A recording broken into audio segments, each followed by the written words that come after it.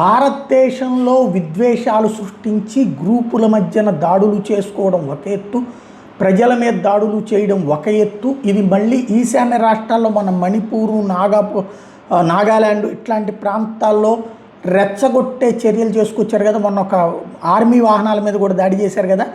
దాని వెనకాల ఉన్నటువంటి శక్తుల మీదన ఇప్పుడు సర్జికల్ స్ట్రైకే అనాలి, కానీ ఇది ఎక్కడా అతి ప్రచారం చేసుకోవట్లేదు. బట్ నిజంగానే చేశారు. మన భారత సైన్యం వెళ్ళి నాగా టెర్రర్ గ్రూప్స్ మీదన డ్రోన్ దాడులు జరిగినాయి. భారత సైనిక దళాలు చేసినాయి.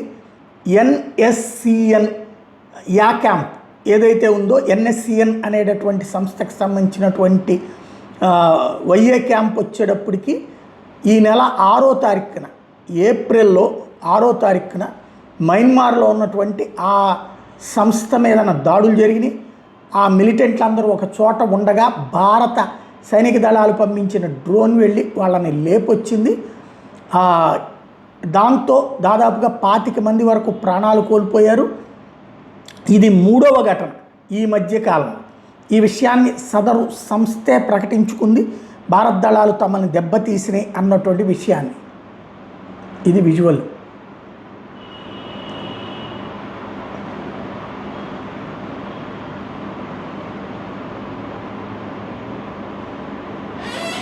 ఈ డ్రోన్ దాడులు చేసినటువంటి విజువల్స్ ఇప్పుడు మనం చెప్పట్లేదు, మన సైన్యం చెప్పట్లేదు, వాళ్ళ సైన్యం చెప్పుకుంటుంది అనమాట.